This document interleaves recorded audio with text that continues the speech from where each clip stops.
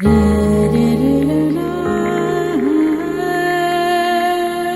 naiz Leire Aleman eta lan egiten dut hemen Maisonabe hotelean eta honen barruan dago Ansoleaga 33, Ansoleaga 33 jatetxea.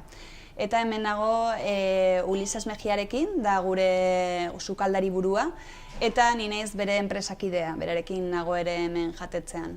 Eta zertara etortzen da jendea ona?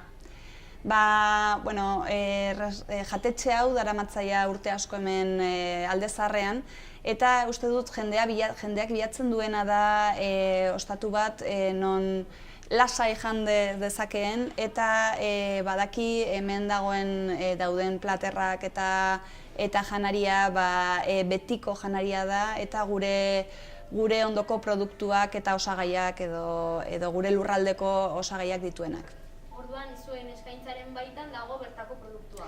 Bai, gure sukaldaria Ulises, mexikarra da, baina lan egin du urte askotan Donostin eta gero Iruñera etorri da. Eta orduan jatetxe honetan nahazten dena da Donostiko itsasoko arrainak edo itsasoko zaporeak eta baita ere Nafarroako baratza.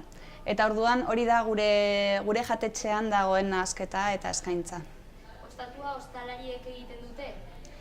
Ostatua, bai, noski ostalariek egiten dute. Hemen ikusten duzun bezala daukagu mexikar bat, gero Euskadin lan egiten duena eta orduan berak ekarri dizkigu zapore hauek eta plater berri hauek. Ba, dago zerbait faltan botatzen duzuna jendearen aldetik edo beste ostatuetan? Bueno, nire gustatuko litzaidake hemendik eskatzea jendeari mahaiak ziurtatzea. Beti badirudi joan zaitezkela jatetxe batera eta ailegatzen zara edo reserva dago 10rentzako eta ailegatzen zara 8 eta hori gurentzat pizkat zailtasunak sortzen ditu. Baina bestela normalki jendearekin ez daukagu arazorik. Normalean ze hizkuntzatan hitz egiten duzue? Hemen batez ere gazteleraz, batzutan badugu euskaldunak eta hotelean askotan mundu osokoak dago frantses asko, alemanierrak eta ingelerak ere. Nolakoa da giroa? Oso lasaia eta oso betiko giroa, ez dakit, gure jatetxea betiko jatetxea da eta hemen egia da Iruñeko jende asko etortzen dela, baina ere nahazten dira hoteleko bezeroekin eta bezero hauek ia lurralde guztikoak dira. Ze giro gustatuko litzaizuke edo proposatuko zenuke proposamenen bat baldin badaukazu? Egia esan pozik nago daukagu giroarekin, orduen ez dakit, horrela ez daukat ideia konkreturik. Ligatzen da ostatu honetan? Bai, hori ziur. Ostatuak dira lekuak non jendea jaten den erratu ona pasatzera eta orduan hori ere sortzen da, ostatu honetan, bai. Ekitaldi bereziak antolatzen dituzue?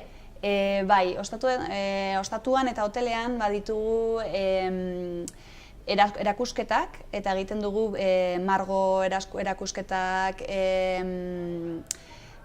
saiatzen gara batzutan musika ere kontzertuak prestatzen ditugu. Adibidez, hemen ikusten duzuen zeramika hau prestatu du artista batek bereziki ostatu honetarako eta saiatzen garena da kulturarekin ere gertu egotea eta gu ahal dugun moduan beti ere kultura sustatzea. Musikak orduan garrantzia dauka? Musikak, kulturak, margoak eta kulturak batez ere.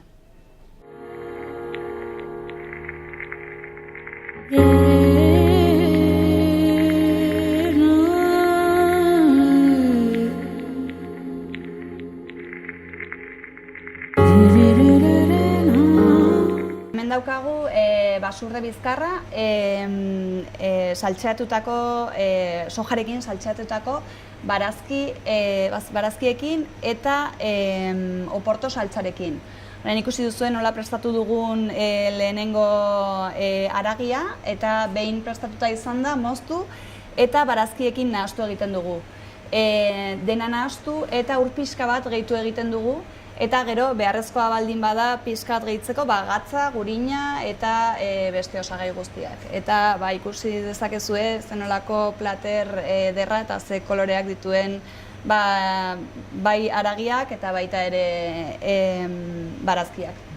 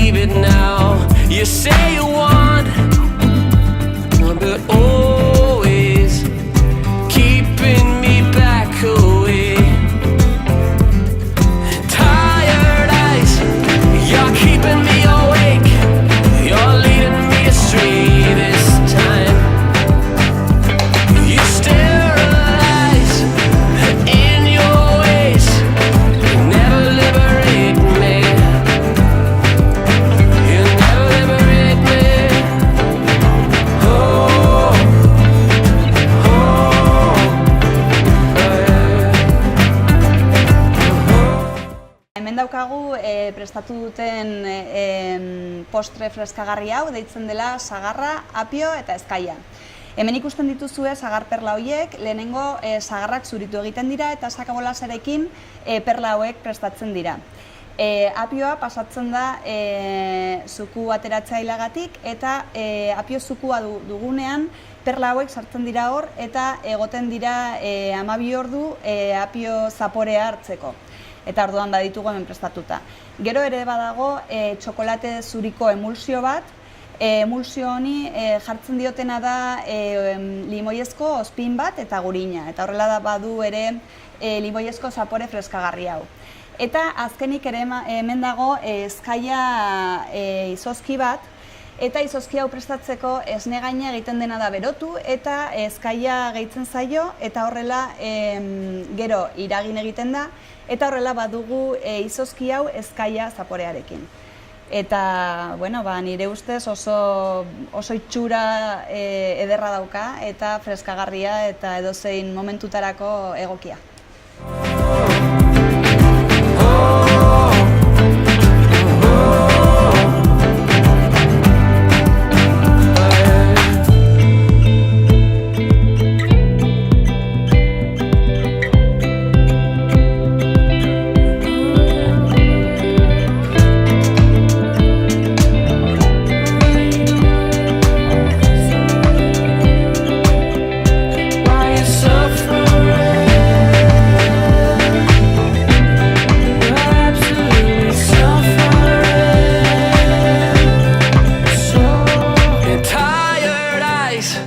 You're keeping me awake.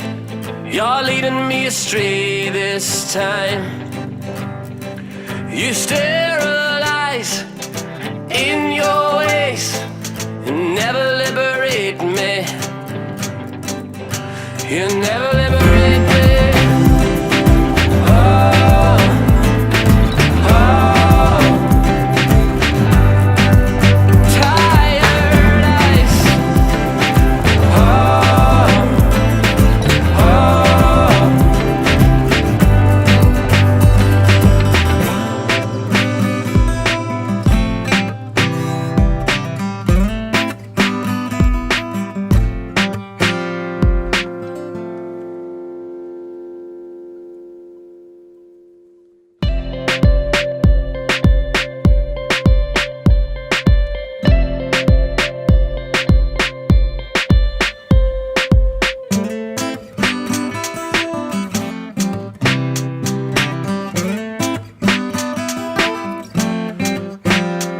Hello, ever seen the light? Making my way to you and it's been alright. You might be Ona egin neskaz. one. Everything in motion, I come alive. Tired eyes, you're keeping me awake.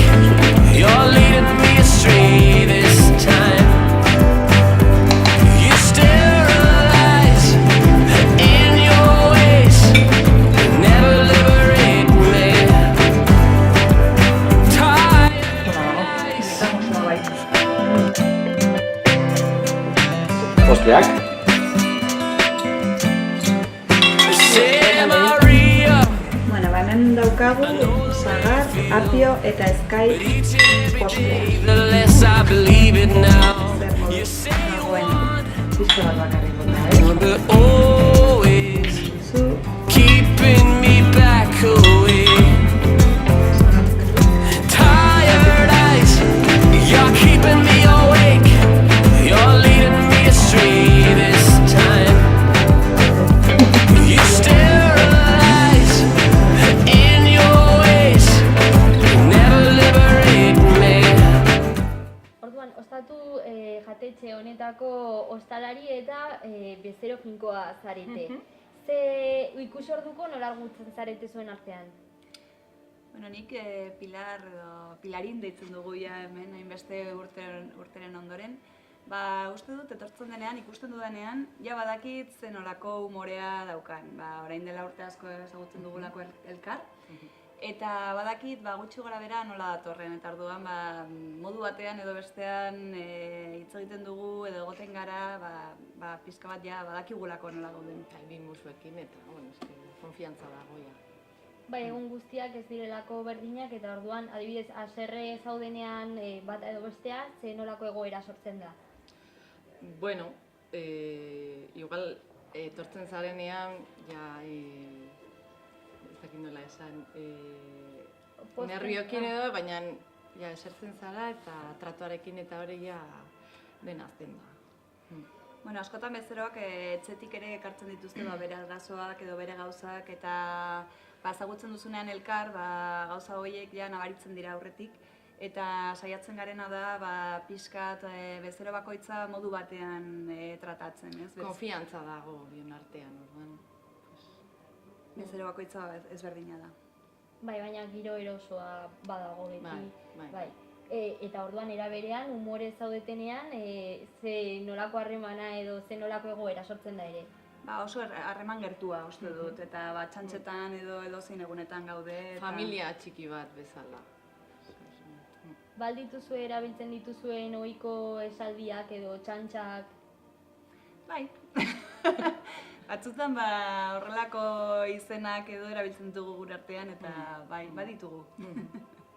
Gai asko daude hitz egiteko, zeri buruz hitz egiten duzuen normalean? Lana, gizarte arazoak, politika? Batez ere familia. Familia. Haurrak. Haurrak, parkea, ikastola. Bai. Eta horietako gaiak. Bai. Bizitza pertsonala.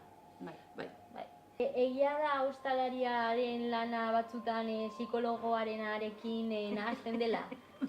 Pixka bat Bai, hori guztiz, egiten dugu psikologo bezala batzutan, bueno. Hemen ere jendea etortzen da ondo pasatzera eta momentu bat pasatzera eta uste dut relajatu egiten direla eta orduan igual errazago da gurekin hitz egitea eta horrelako gauzak konpartitzea bai. Bai, gainera kasu honetan hotela denez ez, pixka bat, asko ikusten dituzue bezeroak eta edozein taberna edo edozein jatetxe. Bai, etortzen diren bezeroak, hoteleko bezeroak ere dira, eta batzuk askotan etortzen dira, eta orduan hori erlazioa estuagoa da.